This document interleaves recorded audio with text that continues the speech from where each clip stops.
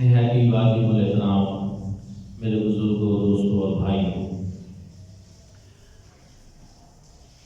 پچھلے جمعہ المبارک کے موقع پر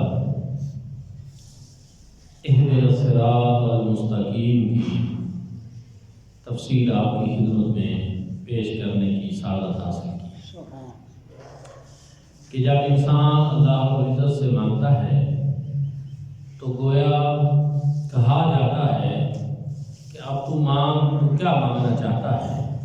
تو جواباً انسان اب کہتا ہے کہ اهدنا الصراط المستقیم، کہ اے اللہ مجھے صراط مستقیم پہ چلا۔ استقامت کی دعا بھی ہے اور سیدھے راستے پہ چلنے کی دعا بھی ہے۔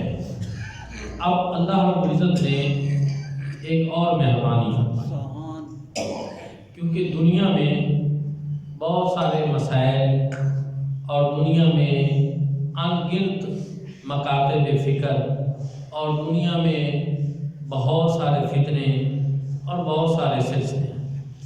بڑے لوگ کھینچتے ہیں کہ جی ہماری راہ پہ لگ جاؤ، یہ سیدھی راہ ہے۔ کوئی کہتا ہے جی ہمارا فرقہ جو ہے وہ سیدھی راہ پہ ہے۔ سارے سلسلے چلتے رہتے ہیں، لیکن اللہ پاک نے بڑی مہربانی فرمائی، خود نشاندہی فرما، واضح فرما دیا۔ صراط پہلے جو ہے صراط المستقیم میں بھی صراط کا ذکر فرمایا، یہاں پر پھر فرمایا صراط الذین انعمت علیہم، بڑا واضح فرمایا کہ راستہ وہ الذین انعمت علیہم، کہ جن کے اوپر تیرا انعام ہو۔ بندہ یہ کہتا ہے کہ جن کے اوپر تیرا انعام، صراط الذین انعمت علیہم۔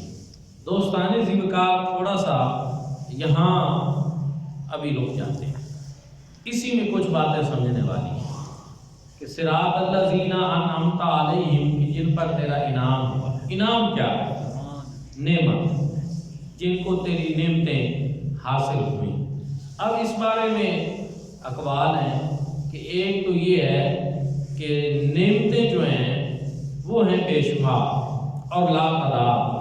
وَإِن تَعُدُّوا نِعْمَتَ اللَّهِ لَا تُحْصُوهَا، کہ اگر تم اللہ رب العزت کی نعمتوں کو گننا چاہو، شمار کرنا چاہو، تو تم گن ہی نہیں سکتے، شمار ہی نہیں کر سکتے۔ نعمتیں تو ہیں بے شمار، اور کچھ نعمتیں ایسی ہیں جو مسلمانوں کو بھی مل رہی ہیں، جو کافروں کو بھی مل رہی ہیں، مشرکوں کو بھی مل رہی ہیں۔ تو اب اگر نعمتوں کی بنیاد پر یہ فیصلہ ہونا ہے تو مسئلہ کھڑا ہو سکتا ہے کہ نعمتیں تو جی دیکھیں کہ جو اس دنیا میں ہے، امریکہ والے ظاہری حالات کو دیکھتے ہوئے وہ کہہ سکتے ہیں کہ اگر نعمتوں سے مراد دنیا کی نعمتیں ہیں تو آج کل تو ہم بڑی ٹھاٹ باٹ میں ہیں، پھر تو ہمارے اوپر بڑا انعام ہے، پھر ہمارے پیچھے چلو۔ اب یہ چیز بھی سمجھنے والی ہے کہ یہاں نعمتوں سے کون سی نعمتیں مراد ہیں، کون سی نعمتیں مراد ہیں۔ تو یاد رکھیں صرف دنیاوی نعمتیں نہیں، صرف دنیا کی نعمتیں نہیں، انعام دنیا کا نہیں، کیونکہ دنیا کے انعام میں بعض ایسی چیزیں بھی ہیں کہ جو مسلمان، کافر اور مشرک سب کو مل رہی ہیں۔ تو اس لیے یہاں سمجھنا ضروری ہے کہ یہاں پر جو انعام ہے اس سے مراد اخروی انعام ہے، آخرت کا انعام ہے، اور نعمتوں سے مراد آخرت کی نعمتیں ہیں۔ اللہ رب العزت نے دنیا میں تو بہت ساری نعمتیں غیر مسلموں کو بھی دے رکھی ہیں، اور یہ اس کے اپنے سلسلے ہیں۔ وہ نعمتیں کہ جن کی وجہ سے انسان کی آخرت بہتر ہونی ہے اور فیصلہ ہونا ہے، وہ چیزیں انعام کہلائیں گی، اور وہ ہیں جو صرف مومنین کو حاصل ہیں، کسی اور کو حاصل نہیں۔ وہ صرف مومنین کو حاصل ہیں، مومنین، مسلمین، ان کو حاصل ہیں، کسی اور کو حاصل نہیں ہے۔ رب تعالیٰ نے آگے ان کا ذکر بھی کیا اور 4 چیزوں کو واضح بھی فرمایا کہ جن کے اوپر میرا انعام ہوا ہے۔ لیکن پھر یہ سمجھنا کہ انعام کون سے والا؟ وہ انعام جو اخروی انعام ہے، اخرت کی نعمتوں کے ساتھ، کہ دنیا کی نعمتیں تو سب کو ہی ملتی رہتی ہیں، لیکن آخرت کی نعمتیں جو ہیں یہ خاص ہیں ان لوگوں کے ساتھ جن کے اوپر اللہ تعالیٰ کا انعام. فرمایا صراط الذین انعمت علیہم غیر المغضوب علیہم، نہ کہ ان لوگوں کے راستے پہ چلا جن پر تیرا غضب ہوا، ولا الضالین، اور جو گمراہ ٹھہرے ان کے راستے پر بھی نہیں. اب یہاں میں ایک اور عرض کرنا چاہتا ہوں کہ انعمت علیہم میں انعمت کی نسبت جو ہے یہ اللہ رب العزت کی طرف کہ جن پر رب نے مہربانی کی، جن پہ اللہ پاک نے نعمتیں کی، سمجھنے والی بات ہے. لیکن مغضوب کا یہ جو لفظ ہے قرآن پاک میں یہاں پر یہ مفعول ہے، یہ مفعول ہے. اور اس کا مطلب کیا ہے کہ لوگوں نے ایسی حرکتیں کی، لوگوں نے ایسے کرتوت کیے، لوگوں نے ایسے گناہ کیے کہ ان گناہوں کی بدولت ان کے اوپر اللہ رب العزت کا غضب ہوا. انعام کی نسبت رب تعالیٰ نے اپنی طرف کی، لیکن لوگوں کے اوپر جو غیظ و غضب ہے نا، رب تعالیٰ نے یہ نہیں فرمایا کہ میں نے ان پہ غیظ و غضب کیا، نہیں، فرمایا ان کے کرتوت ایسے تھے، ان کے اعمال ایسے تھے. یہ صیغہ مفعول یہ بیان کر رہا ہے کہ ان کے اپنی بدعمالیاں ایسی تھیں کہ ان کے نتیجے میں ان کے اوپر غضب ہوا. یہاں بڑی لطف کی بات ہے کہ رب تعالیٰ گویا فرمانا یہ چاہتے ہیں کہ میں لوگوں کے اوپر اپنے غیظ و غضب کو پسند نہیں کرتا، میں تو پسند اس بات کو کرتا ہوں کہ میں لوگوں کے اوپر انعام کروں، میں لوگوں کے اوپر انعام کروں، میں ان کے اوپر مہربانی کروں، لوگ ایسے اعمال سر انجام دیں کہ جن کی وجہ سے میرا لطف و کرم ان کے اوپر بارش کی طرح برس جائے. لیکن ہوتا کیا ہے کہ بعض انسان ایسے ناشکرے اور ایسے کمینہ خصلت اور ایسے گناہگار اور بد خصلت ہو جاتے ہیں کہ وہ ایسے اعمال کرتے ہیں کہ جن کی وجہ سے نہ چاہتے ہوئے بھی پھر میں ان کے اوپر غضب نہ کرتا ہوں.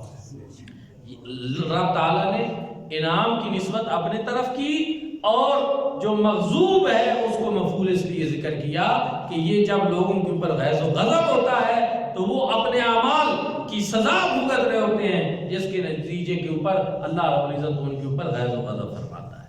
ایک چیز یہ ولا الضالین، اور جو گمراہ. حضور علیہ السلام نے اس کی تفسیر بیان کی.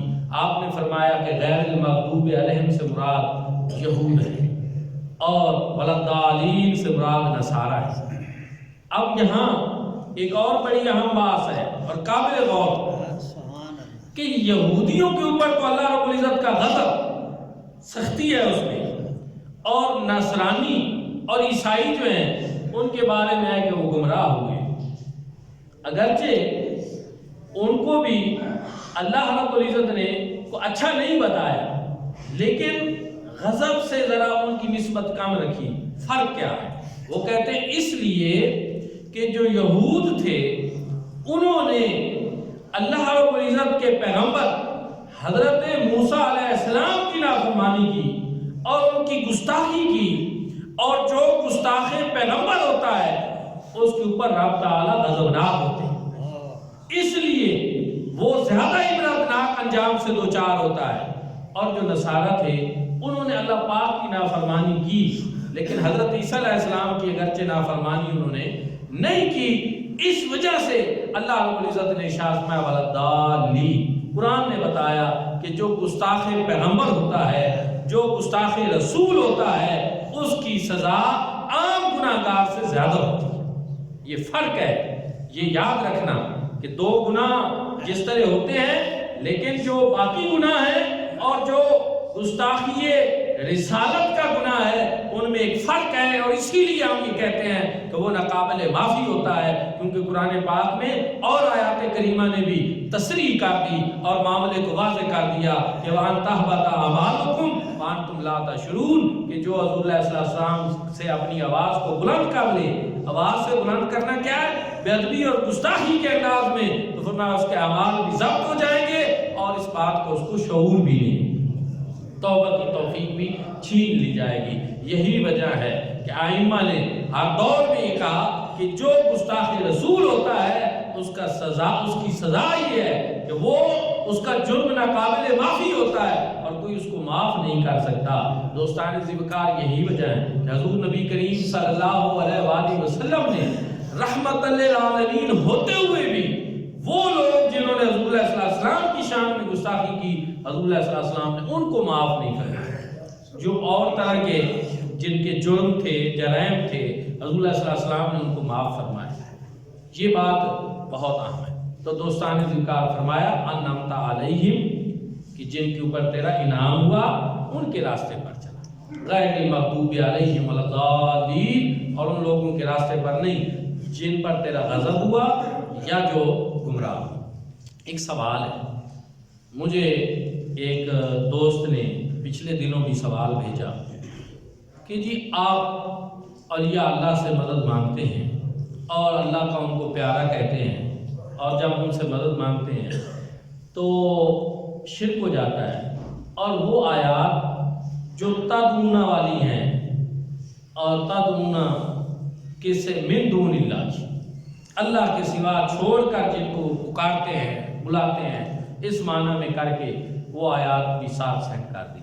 یاد رکھیں، اس بات کو ذہنوں میں بٹھا لیں کہ جن کو اللہ نے فرمایا نا کہ اللہ کے چھوڑ کر جن کو بلاتے ہیں وہ بت ہیں، اور بت اور اللہ کا نبی، اللہ کا ولی، اس میں بہت زیادہ فرق ہے۔ بت اللہ کے غیر ہے، بت اللہ رب العزت کی راہ میں رکاوٹ ہے اور حجاب ہے کہ لوگ ان کی پوجا کرتے ہیں، لوگ ان کو خدا بنا لیتے ہیں۔ لیکن جو انبیاء ہیں، جو اولیاء ہیں، وہ رب تعالیٰ کے راستے میں حجاب نہیں، بلکہ یہ فرق ہے بتوں میں اور اللہ کے ولیوں اور اللہ رب العزت کے انبیاء میں کہ وہ تو الٹا لوگوں کو پکڑ پکڑ کر اللہ رب العزت کی طرف بلانے والے۔ قرآن نے کیا بیان کیا، حضور علیہ السلام کی شان کیا بیان کی، وَدَاعِيًا إِلَى اللَّهِ بِإِذْنِهِ وَسِرَاجًا مُنِيرًا، کہ آپ داعی الی اللہ ہیں اور چمکا دینے والے آفتاب ہیں، کہ جو لوگ آپ کے دامن کرم سے وابستہ ہوتے ہیں آپ ان کو پکڑ کر اللہ کی راہ دکھا دیں، آپ ان کو اللہ سے ملا دیتے ہیں۔ وہ جو اللہ کے راستے میں رکاوٹ ہو اور وہ جو اللہ سے ملانے والا ہو، اس کا فرق نہ کرنا، اس سے بڑا ظلم اور زیادتی اور کیا ہو سکتی ہے۔ یہ فرق ہونا چاہیے۔ اور وہ آیات جن میں تادونا بمانا تعبدونا ہے کہ وہ کیا کرتے ہیں، ان کو پکارتے مانا نہیں ہے، بلکہ قرآن کی کئی اور آیات سے یہ بڑا واضح ہے کہ وہ ان کی عبادت کرتے ہیں، عبادت سمجھ کر جو ہے وہ ان کو پکارتے ہیں اور عبادت سمجھ کر ان کی بات کرتے ہیں۔ وہ کون ہے؟ وہ بت ہیں۔ لیکن بتوں کی، مشرکین کی صفات کا حامل اللہ معاف کرے انبیاء اکرام کو ٹھہرا دینا، اولیاء اعظام کو ٹھہرا دینا اور کوئی فرق نہ کرنا، اس سے بڑا ظلم اور زیادتی کیا ہو سکتی؟ اللہ کے ولیوں میں، اللہ کے محبوبوں میں، انبیاء میں اور بتوں میں کوئی فرق ہی نہیں۔ کافر، مشرک اور مسلمان، مومن، مواحد میں کوئی فرق ہی نہیں۔ اور جس طرح کے عذاب کی بات بتوں کے لیے کی گئی ہے کہ آپ توقع کر سکتے ہیں کہ اللہ کسی اپنے نبی اور پیغمبر کو اس طرح کا عذاب دے گا، نعوذ باللہ۔ کیا آپ سوچ سکتے ہیں کہ جن کے بارے میں رب نے یہ فرمایا کہ یہ میرے دوست ہیں، نہ کوئی ان کو دنیا میں غم ہے نہ کوئی ان کو آخرت میں کوئی غم ہے، تو کیا ان کو اللہ رب العزت پھر اس طرح کا عذاب دے گا؟ نہیں۔ آپ دیکھیں جہاں بتوں کی بات ہوئی وہاں رب تعالیٰ نے یہ بھی بتایا کہ یہ جہنم کا ایندھن ہے اور ان کے ماننے والے وہ بھی جہنم کا ایندھن ہے۔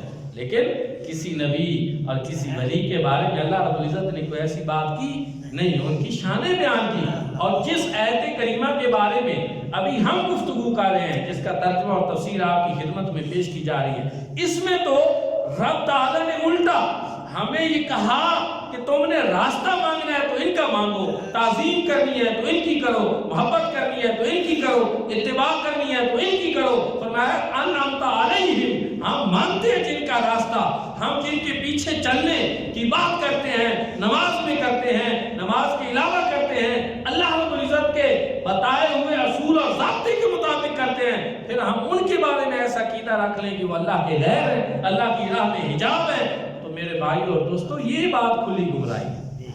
یہی وجہ بخاری شریف میں ایک حدیث پاک ہے، حضرت عبداللہ ابن عمر رضی اللہ تعالیٰ عنہ بیان فرماتے ہیں کان یراہما عن شرار خلق اللہ وقال انہ من تعلق الى آیات لہذا لقت فی الکفار فجادوها علی المؤمنین. فرمایا ہم نے صحابہ کرام کی بات سنے، وہ کہتے ہیں ہم نے خارجیوں کو بدترین مخلوق پایا. کیوں بدترین مخلوق خارجی ہیں؟ اس لیے کہ وہ آیات جو بتوں اور کفار اور مشرکین کے بارے میں نازل ہوئی وہ ان کو مومنوں اور اولیاء اللہ کے اوپر چسپاں کرتے ہیں. اور یہ خارجیوں کی صرف صحابہ کرام پہچانتے تھے. وہ یہ سمجھتے تھے کہ اس دور کے بدترین مخلوق خارجی ہیں، کیونکہ وہ والی آیات جو بتوں اور کفار اور مشرکین کے حق میں نازل ہوئی وہ ان آیات کو جو ہے مومنین اور اولیاء اللہ اور ان کے لیے چسپاں کرتے ہیں، اس لیے بدترین مخلوق ہیں اللہ کی. میرے بھائیو اور دوستو، یہ وہ چیز ہے جو بڑی سمجھنے والی ہے. اس سے فرق پتہ چلا کہ جو بتوں کے بارے میں ہے، جو ان کی سزا و جزا کے بارے میں باتیں ہیں، وہ نہیں ہے کہ آپ ان کے لیے اور یا اللہ کے لیے ان کو کہہ دیں. بت کو جو ہے اس سے مدد مانگنا وہ تو شرک ہے، اور یا اللہ سے مدد مانگنا یہ اللہ کا بتایا ہوا طریقہ ہے. اور یا اللہ کی تعظیم کرنا، ان کے قریب ہونا، ان کا قرب اختیار کرنا، ان کی تعظیم کرنا، ان کی محبت کرنا، ان سے راہ و رسم رکھنا، یہ تو اللہ رب العزت کو پسند ہے. حکم بھی اسی لیے دیا کہ راستہ مانگنا ہے تو ان کا مانگو، یہ ان کے اوپر میرا انعام کن کے اوپر ہوا وہ بھی قرآن پاک نے واضح فرما دیا تاکہ کسی بات پہ جھگڑا ہی نہ رہے. قرآن کی سب سے بہترین تفسیر وہ ہوتی ہے جو قرآن کی تفسیر قرآن سے ہو جائے، اور پھر قرآن کی وہ تفسیر اس سے بہتر ہوتی ہے دوسرے نمبر پہ جو قرآن کی تفسیر حدیث سے ہو جائے، حضور اللہ صلی اللہ علیہ وسلم کے فرمان سے ہو جائے. اور یہاں میں جو عرض کرنا چاہتا ہوں، قرآن نے اس کی تفسیر خود بھی بیان کی. علم اللہ علیہم من النبیین والصدیقین والشہداء والصالحین. فرمایا کہ انعام یافتگان میں انبیاء اکرام ہیں، صدیقین ہیں، شہداء ہیں اور صالحین. اچھا، ایک حدیث پاک ہے جس میں حضور علیہ السلام نے ارشاد فرمایا کہ انعام یافتگان میں سے ملائکہ ہیں، صدیقین ہیں، شہداء ہیں، اور وہ جنہوں نے ان کی اطاعت کی. اور محدثین نے کہا کہ پھر اس سے ہمیں یہ پتہ چلا کہ یہ سارے چونکہ جنہوں نے ان کی اطاعت کی اس میں صالحین پھر آ گئے، اور جب یہ انعام یافتگان ہیں تو انبیاء کیسے نہیں ہو سکتے، وہ بھی آ گئے. تو حضور اللہ صلی اللہ علیہ وسلم کے فرمان نے بھی انہی چاروں کی تصدیق کر دی جن چاروں کا ذکر قرآن نے کیا. گویا قرآن نے بھی یہی بیان کیا کہ انعام یافتگان میں انبیاء ہیں، صدیقین ہیں اور شہداء ہیں، اور حضور اللہ صلی اللہ علیہ وسلم نے بھی اپنے فرمان میں پھر یہی بات فرما دی کہ انعام یافتگان میں انبیاء ہیں، صدیقین ہیں اور شہداء ہیں.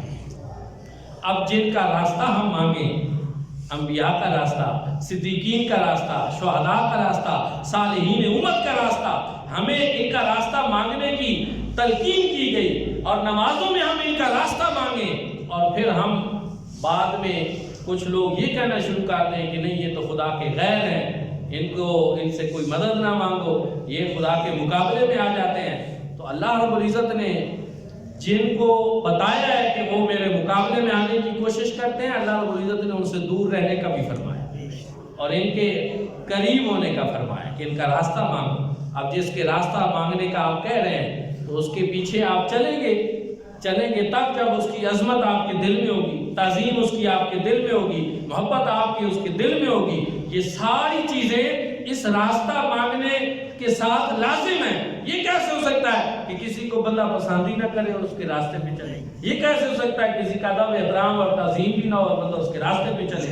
اگر یہ راستہ ہم ان انبیاء کا مانگ رہے ہیں، صدیقین کا مانگ رہے ہیں، شہداء کا مانگ رہے ہیں، صالحین امت کا مانگ رہے ہیں، تو پھر اس ہمارے لیے ضروری ہے کہ ہم ادب بھی ان کا کریں، تعظیم بھی ان کی کریں، محبت بھی ان کے ساتھ کریں، اور ان کا قرب بھی اختیار کریں. اور اس سے یہ بھی پتہ چلا کہ اللہ رب العزت کے علاوہ رب تعالیٰ کے پیاروں کا قرب، محبت، تعظیم اور ان کی اتباع کرنا یہ ہم سب کے لیے ضروری ہے.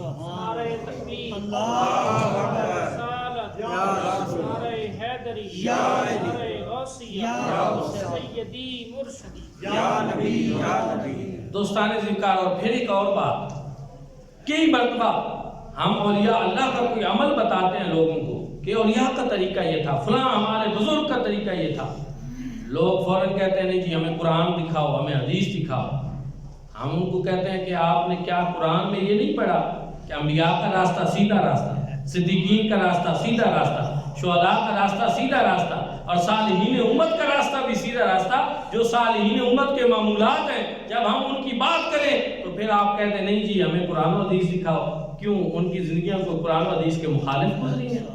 قرآن و حدیث نے جب یہ بتایا ان کا راستہ مانگو، ان کے پیچھے چلو، تو پھر ان کے معمولات وہ ہمارے لیے اسی طرح اہم ہیں جس طرح کہ ہمارے لیے قرآن و سنت کی دیگر بہت ساری چیزیں، کیونکہ قرآن نے ان کی اہمیت واضح کی. دوستان ذوالفقار، اس میں ایک اور اہم بات یہ بھی پتہ چلی کہ انبیاء کرام صدیقین ہوں، شہداء ہوں، صالحین امت ہوں، یہ ہمارے لیے حجت ہے، اور ان کے معمولات، ان کے اقوال اور فرامین جو ہیں وہ ہمارے لیے ضروری ہیں. پھر ایک اور چیز کہ اللہ رب العزت نے واضح کر دیا کہ جو ان کا راستہ ہے وہ سیدھا راستہ ہے. پھر آپ دیکھیں صدیوں سے، جب سے حضور نبی کریم صلی اللہ علیہ وآلہ وسلم کی جلوہ گری ہوئی، آپ نے اعلان نبوت فرمایا، تب سے آج تک یہ چاروں انبیاء کرام، حضور نبی کریم صلی اللہ علیہ وسلم تمام انبیاء کے سردار اور خاتم النبی، آپ سے پہلے جتنے انبیاء گزرے ہیں سب کے اوپر ہمارا ایمان. صدیقین، حضور علیہ السلام کے سارے صحابہ صدیقین میں شامل ہیں. آج 22 جمادی ثانی ہے اور یوم سیدنا صدیق اکبر رضی اللہ تعالیٰ عنہ ہے، تو اس لیے کیونکہ مجھے یاد ہے کہ یہاں اسی سٹیج سے الحمدللہ ہمیشہ میں نے حضرت سیدنا صدیق اکبر رضی اللہ تعالیٰ عنہ کے فضائل اور مناقب پہ بہت زیادہ بیانات کیے ہیں. آپ کو وہ یوٹیوب سوشل میڈیا پہ بھی موجود ہیں، لیکن میں یہ کہوں گا کہ دیکھیں انبیاء کے بعد راستہ صدیقین کا ہے، اور صدیق اکبر وہ صدیق ہیں جن کو اللہ رب العزت نے قرآن میں صدیق فرمایا، والذی جاء بالصدق وصدق بہ. اسی طرح جن کو حضور علیہ السلام نے صدیق کہا کہ جب وہ پہاڑ پہ حضور علیہ السلام تشریف فرما تھے، صدیق اکبر تھے، عمر فاروق تھے، عثمان غنی تھے، اور پہاڑ اپنے جو ہے قسمت پہ ناز کرنے لگا، تو حضور علیہ السلام نے ارشاد فرمایا اسبت یا احد فإنما علیک نبی و صدیق و شہیدان. اے احد پہاڑ ٹھہر جا، تجھے معلوم نہیں ہے کہ تیرے اوپر ایک نبی، ایک صدیق اور 2 شہید ہیں. حضور نے ان کو صدیق کہا. حضرت مولا علی کرم اللہ وجہہ نے تو قسم اٹھا کر کہا للہ انزل اسم ابی بکر من السماء صدیق، تو میں لوگوں مجھے اللہ کی قسم یہ ابو بکر کا نام صدیق یہ اللہ نے آسمانوں سے نازل کیا. ائمہ اہل بیت نے صدیق اکبر کو صدیق کہا. حضور کے سارے صحابہ صدیق ہیں، لیکن ان میں جو صدیق اکبر ہیں وہ جناب ابو بکر صدیق رضی اللہ عنہ. اچھا، تو اس لیے صدیقین ہوں، شہداء امت ہوں اور صالحین امت ہوں. آپ دیکھیں صالحین امت کس فرقہ میں ہیں، کس جماعت میں ہیں اور کب سے ہیں.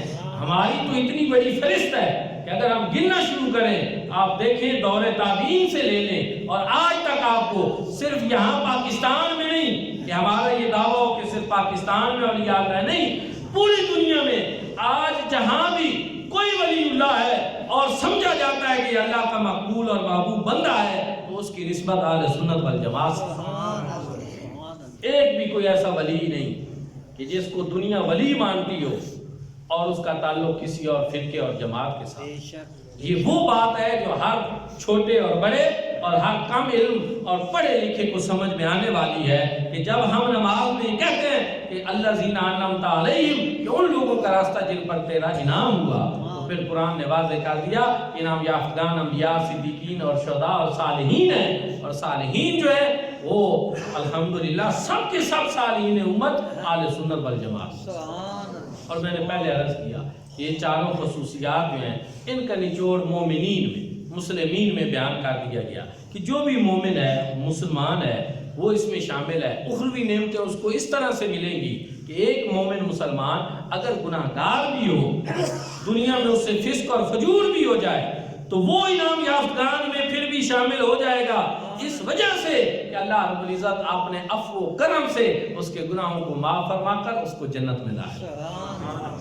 جس نے بھی جنت میں داخل ہونا ہے، یاد رکھیں جس نے بھی جنت میں داخل ہونا ہے وہ انعام یافتگان میں شامل ہے، چاہے وہ گناہگار مسلمان ہی کیوں نہ ہو. گناہگار ہے لیکن اس کے باوجود اللہ پاک اس کے گناہ معاف فرمائیں گے اور اللہ رب العزت اپنے فضل و کرم سے جو ہے اس کو جنت میں داخل کریں۔ حدیث پاک میں حضور نبی کریم صلی اللہ علیہ وآلہ وسلم نے ارشاد فرمایا، یاد رکھو کسی کو بھی نجات اعمال کی بنیاد پہ نہیں ہونی۔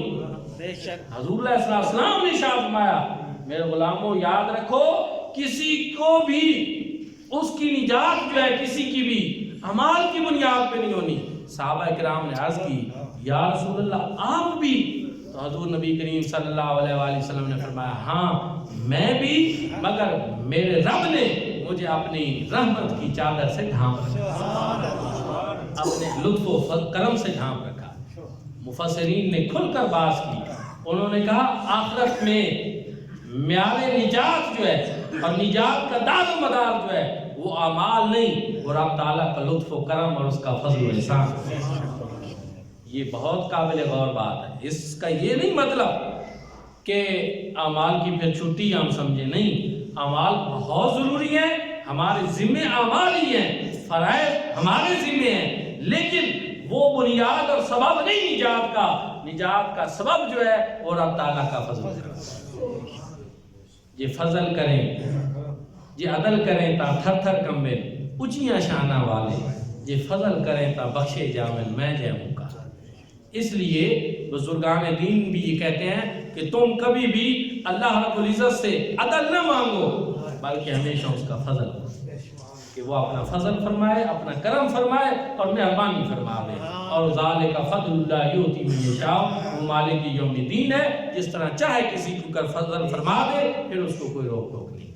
تو دوستان عزیزکار، یہاں تک سورۃ فاتحہ کا ترجمہ اور تفسیر جو ہے وہ تو اختتام پہ پہنچی، مگر ابھی اس میں سے کچھ ضروری فقہی مسائل بھی ہیں، جیسا کہ ہم نماز میں فاتحہ پڑھتے ہیں، ساتھ آمین بھی ہے، اونچی پڑھنی چاہیے، نیچی پڑھنی چاہیے، بہت ساری ایسی چیزیں ہیں جو انشاءاللہ میں فقہی مسائل جو سورۃ فاتحہ سے متعلق ہیں وہ آئندہ جمعۃ المبارک کے موقع پر آپ کی خدمت میں بیان کروں گا۔